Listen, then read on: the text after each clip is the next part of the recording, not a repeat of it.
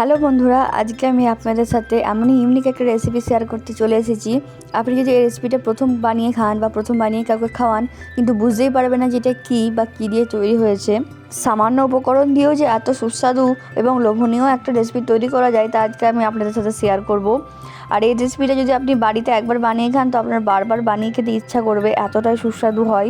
একবার কিছু নতুনত্ব ট্রাই করতে হলে অবশ্যই কিন্তু এই রেসিপিটা আপনারা ট্রাই করে দেখতে পারেন। দুর্দান্ত স্বাদের হয় এবং দেখতে অতুলনীয় হয়। তো কীভাবে আমি তৈরি করি স্টেপ বাই স্টেপ, আপনারা পুরো ভিডিওটা স্কিপ না করে দেখতে থাকুন। দেখুন, প্রথমে আমি এখানে একটা পাত্রে আমি পরিমাপের জন্য একটা বাটি বা ছোটো আপনারা কাপ নিয়ে নেবেন। ওই কাপ ধরে যদি আপনারা পরিমাপ করেন, তাহলে কিন্তু দেখবেন ঠিক আপনাদের জিনিসটা তৈরি হয়ে যাবে। তো দেখুন, আমি ওই বাটির পরিমাণে 1 বাটি পরিমাণে বেসন নিলাম আর 1 বাটি পরিমাণে ময়দা নিলাম সমান সমান। এরপর এখানে 1 চিমটি পরিমাণে লবণ দিয়ে খুব ভালোভাবে লবণের সাথে ময়দা এবং বেসনটাকে আমাদেরকে মিক্স করে নিতে হবে। এরপর আমি এই যে চামচটা নিয়েছি 1 চামচ পরিমাণে, এর মধ্যে হচ্ছে যে রিফাইন তেল দিয়ে দেবো। আপনারা চাইলে এখানে একটু যদি বেশি পরিমাণে তৈরি করেন, তো রিফাইন তেলের পরিমাণটা একটু বাড়িয়ে নিতে পারেন। রিফাইন তেলটা দেওয়ার পর আমি হচ্ছে যে খুব ভালোভাবে রিফাইন তেলের সাথে ময়দা এবং বেসনটাকে মিক্স করে নিচ্ছি। তো এরপরে আমাদেরকে এর মধ্যে দিতে হবে জল। এটা কিন্তু গরম জল নয়, নর্মাল টেম্পারেচারে ঘরের যে জলটা থাকে সেই জলটাই আমি এখানে ইউজ করেছি। এরপরে আমি একটা হ্যান্ড ব্লেন্ডারের সাহায্যে বা বিটারের সাহায্যে খুব ভালোভাবে জল দিয়ে এটাকে আমাদেরকে ব্লেন্ড করে নিতে হবে। জলের পরিমাণটা অল্প অল্প করে দেবেন, একেবারে বেশি বা পুরো জলটা দিয়ে দেবেন না, তাহলে কিন্তু দেখবেন আপনি যেই ঘনত্বের ব্যাটারটা চাইছেন সেই ঘনত্বের ব্যাটার কিন্তু নাও হতে পারে, বেশি পাতলা হয়ে যেতে পারে। তো আমি অল্প অল্প করে দিয়ে এটাকে গুলে নিচ্ছি। তো এবারে আমি আপনাদেরকে হচ্ছে যে দেখিয়ে দিচ্ছি আপনারা এটা কেমন কনসিস্টেন্সিতে রাখবেন। দেখুন, আপনারা কিন্তু এই কনসিস্টেন্সিতে রাখবেন, খুব বেশি গাঢ় নয় আর খুব পাতলাও নয়, এরকম কনসিস্টেন্সি রাখলে কিন্তু হয়ে যাবে। এরপরে দেখুন, আমি একটা প্যানেতে তেল গরম করতে বসিয়ে দিয়েছি। এরপর একটা ছান্তা নিয়ে আমাদেরকে এরকম জালি জালি আছে, তো এবারে এর মধ্যে কড়াইয়ের মধ্যে যেমনভাবে আমরা প্রথমে বুন্দিয়া তৈরি করি সেভাবে আমাদেরকে দিয়ে দিতে হবে। যখন প্রথমে দেবেন, দেখবেন এক জায়গায় বেশি করে জমাট বেঁধে যাবে, তো সেটার জন্য ভয় পাবেন না, ওটা প্রথমবারে হবে, কিন্তু তারপরে সব ঠিক হয়ে যাবে। তো আপনারা যখন দিতে থাকবেন না, চেষ্টা করবেন যে তেলটাকে খুব ভালোভাবে নাড়তে থাকার। তেলটাকে কিন্তু অনবরত নাড়তে হবে, না হলেই দেখবেন কিন্তু সব এক জায়গায় জমাট বেঁধে যাবে আর বুন্দিয়া কিন্তু হবে না। তো চেষ্টা করবেন তেলটাকে অনবরত নাড়তে থাকার, আর ফ্লেমটা অবশ্যই হাই ফ্লেমেতে দিয়ে রাখবেন, না হলে কিন্তু একদমই হবে না, খুবই জমাট বেঁধে যাবে এবং কাঁচা কাঁচা থেকে যাবে ভেতরটা। দেখুন, আমি কিন্তু হাই ফ্লেমে দিয়ে রেখেছিলাম বলে প্রথমে একটু জড়িয়ে গেল, কিন্তু তারপরে দেখুন কত সুন্দরভাবে এগুলো সব একে একে ছেড়ে যাচ্ছে।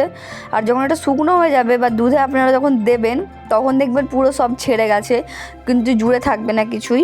তো চেষ্টা করবেন তেলটাকে নাড়তে থাকার, এটা হচ্ছে এখানে মেন টিপস। আর ফ্লেমটা অবশ্যই হাই ফ্লেমে দিয়ে রাখবেন।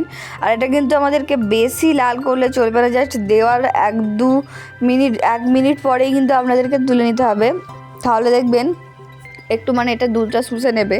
না হলে কিন্তু যদি আপনারা একটু বেশি ভাজা ভাজা করে নেন, স্বাদটা কিন্তু অত সুন্দর আসবে না। দেখুন, আমি এবারে তুলে নিচ্ছি, একেবারে আমি এরকমভাবেই তৈরি করে নেবো এটা। দেখুন, আমি আরেকবারও দিয়ে দিচ্ছি, কত সুন্দরভাবে দেখুন এগুলো একে অপরের সাথে ছেড়ে যাচ্ছে আর কি সুন্দরভাবে বুন্দিয়ার শেপটা চলে আসছে। আর বেসন দিয়ে তৈরি করেছি, তো এটা খেতে অসম্ভব সুন্দর লাগে। আপনাদের বাড়িতে যদি তাড়াতাড়ি কোনো অতিথি চলে আসে আর যদি আপনাদের কোনো চটজলদি নতুন রেসিপির প্রয়োজন হয়, তো আপনারা কিন্তু অবশ্যই এই রেসিপিটা ফলো করে দেখতে পারেন। কথা দিচ্ছি যে খাবে সেই কিন্তু মুগ্ধ হয়ে যাবে, এতই সুস্বাদু হয় রেসিপিটা। তো দেখুন, আপনারা একই প্রসেস ফলো করে এরকমভাবে একে একে দিয়ে দেবেন। আর আপনাদের যদি যে ফ্রাই প্যানটা আপনারা নেবেন যদি একটু ফ্ল্যাট হয় বা একটু ছড়ানো হয়, তাহলে কিন্তু আপনাদের বেশি সুবিধা হবে, একবারে কিন্তু আপনারা অনেকটা করে দিয়ে দিতে পারবেন। দেখুন, এবার আমি আবারও একে একে এরকম করে দিয়ে দিচ্ছি। আর খুব বেশি একবারে দিতে যাবেন না, কারণ ওপরে থেকে গেলে কিন্তু এগুলো জমাট বেঁধে যাবে, লেগে যাবে একে অপরের সাথে। দেখুন, এবারে কিন্তু আমি একটা পাত্রে দুধ গরম করতে বসিয়ে দিয়েছি, এর মধ্যে একটা এলাচ, 2টো তেজপাতা ছিঁড়ে দিয়ে দিলাম আর কিছুটা কিশমিশ দিয়ে দিলাম। আপনারা যদি চান তো এর মধ্যে কাজু বাদাম অ্যাড করতে পারেন। যদি আপনারা এর মধ্যে কিছু ড্রাই ফ্রুটস অ্যাড করেন, দুর্দান্ত স্বাদের খেতে লাগবে। তো দেখুন, এরপরে আমি এর মধ্যে মেপে 1 কাপ পরিমাণে পুরো চিনি দিয়ে দেবো। যেহেতু এতটা দুধ আছে, মিষ্টির কিন্তু একটু প্রয়োজন হবে, আর এটা কিন্তু মিষ্টি মিষ্টি খেতেই খুবই ভালো লাগে। তো যার জন্য আমি আরেকটু এর মধ্যে চিনি দিয়ে দিচ্ছি। আর এখানে আপনারা টোটালি 1/2 লিটার দুধের জন্য 1 কাপ পুরো পরিমাণে চিনি ইউজ করবেন। দেখুন, এবারে আমি চিনিটা দিয়ে দুধটা অনবরত নাড়তে থাকবো। যখন দেখবেন দুধটা ফুটে যাবে, ফুটে যাওয়ার আগেই কিন্তু আমাদেরকে এই যে দেখুন বুন্দিয়াগুলো দিয়ে দিতে হবে। কত সুন্দর ঝরঝরে হয়েছে শুধু দেখুন বুন্দিয়াগুলো। আমি কিন্তু একটা বড় প্লেটে নিয়ে এগুলোকে ঠান্ডা করে নিয়েছিলাম, তাহলে কিন্তু দেখুন একটুও জড়িয়ে জড়িয়ে নেই, পুরো কিন্তু ঝরঝরে হয়ে গেছে। তো দেখুন দুধটা কিন্তু আমি অনবরত নাড়তে থাকছি। যখন দুধটা হালকা ফুটে যাবে বা ফোটার আগের মুহূর্তে কিন্তু আমাদেরকে দিতে হবে বুন্দিয়াগুলো। যদি প্রথম থেকে দিয়ে দেন তাহলে কিন্তু দেখবেন বুন্দিয়াগুলো সেদ্ধ হয়ে পুরো গলে যাবে বা খেতে একদমই ভালো লাগবে না। তো সেই প্রসেসটা কিন্তু আপনাদেরকে ফলো করতে হবে বুন্দিয়া মানে দুধেতে দেওয়ার আগে। তো দেখুন দুধটা কিন্তু আপনারা যেহেতু দেখতে পাচ্ছেন এটা কিন্তু ফুটতে শুরু করে দিয়েছে প্রায়। তো এবারে আমি এর মধ্যে হচ্ছে যে বুন্দিয়াগুলো দিয়ে দেবো। দেখুন এবার একে একে আমি বুন্দিয়াগুলো দিয়ে দিচ্ছি। আর দেখুন দুধটা আপনারা হয়তো দেখে বুঝতে পারছেন দুধটা কিন্তু ফুটতে শুরু করে দিয়েছে, এই টাইমেই আমি দিয়ে দিলাম। আর বুন্দিয়াগুলো দেওয়ার পর কিন্তু আমাদেরকে খুব জোর হয়তো 1 থেকে 1.5 মিনিট পর্যন্ত গ্যাসের ফ্লেমটা অন রাখতে হবে। একটু নেড়ে চেড়ে নিয়েই কিন্তু এবার আমাদেরকে গ্যাসের ফ্লেমটা অফ করে দিতে হবে। প্রথমে দেখুন এটা কিন্তু অতটা থকথকে হবে না, এরকম একটু থলথলে বা নরম তরল থাকবে। তো এটা যখন আপনারা বন্ধ করে দেবেন বুন্দিয়াগুলো নিজে নিজে দেখবেন দুধটা টেনে নিয়ে এটা কি সুন্দর থকথকে একটা টেক্সচার চলে আসবে এর মধ্যে। দেখুন আমি এবারে হচ্ছে যে ফ্লেমটা অফ করে দিলাম গ্যাসের। এটা কিছুটা ফুটে যাওয়ার পর এটা একটু মানে আপনাদেরকে ফুটতে দিতে হবে, যেহেতু বুন্দিয়াগুলোও একটু সেদ্ধ হবে, তাহলে কিন্তু খুব ভালোভাবে দুধটা কিন্তু এরা অ্যাবজর্ব করে নেবে। তো দেখুন এবারে আমি গ্যাসের ফ্লেমটা অফ করে দিলাম। এই পর্যায়ে কিন্তু আমি আপনাদেরকে দেখিয়ে দিচ্ছি দুধে দেওয়ার পর কনসিস্টেন্সিটা কেমন। দেখুন এখন থেকে কিন্তু হালকা হালকা করে বুন্দিয়াগুলো দুধটা টেনে নিতে শুরু করে দিয়েছে।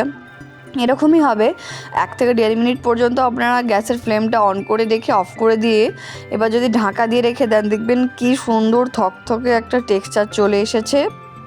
আর এই মিষ্টিটা যদি আপনারা সন্ধ্যাবেলা বানিয়ে খান ডেজার্ট হিসাবে, আপনাদের বাড়ির লোককে যাদেরকেই খাওয়াবেন সবাই কিন্তু মুগ্ধ হয়ে যাবে। তো দেখুন এবার আমি ঢাকা দেওয়ার পর 5 থেকে 10 মিনিট রাখার পর নামিয়ে নিয়েছি একটা প্লেটে। এবার আপনাদেরকে আমি সার্ভ করে দেখাই কতটা পরিমাণে ডিলিশিয়াস এবং সুস্বাদু দেখতে লাগছে। শুধু আপনারা দেখুন, এটা কিন্তু আপনাদের দেখেই মন ভরে যাবে, এত সুন্দর হয়েছে রেসিপিটা, আপনারা শুধু দেখুন। আর খেতে তো স্বাদের অতুলনীয়, এত সুন্দর হয় যে কেউ খাবে মুগ্ধ হয়ে যাবে। আপনি যাকেই বানিয়ে খাবেন আপনার কিন্তু প্রশংসা করতে সে ভুলবে না। আপনাদের যদি একঘেয়ে মিষ্টি খেতে ভালো না লাগে তাহলে কিন্তু আপনারা এই মিষ্টিটা একবার বাড়িতে বানিয়ে ট্রাই করে দেখতে পারেন। সম্পূর্ণ নতুন রেসিপি, খেতেও স্বাদ দুর্দান্ত হয়, আবার তেমন করে উপকরণ ছাড়াই, খুবই সামান্য উপকরণে। আর আমি যে উপকরণগুলো দেখিয়েছি এগুলো কম বেশি সবার বাড়িতেই থাকে। তো পুরো ভিডিওটা কেমন লাগলো অবশ্যই কমেন্টে জানাবেন। আর এরকম নিত্য নতুন রেসিপি পেতে অবশ্যই আমার চ্যানেলটাকে সাবস্ক্রাইব করে বেল আইকনটা প্রেস করে দেবেন, যাতে আমার রেসিপি আপনাদের কাছে সবার আগে পৌঁছে যায়। ধন্যবাদ।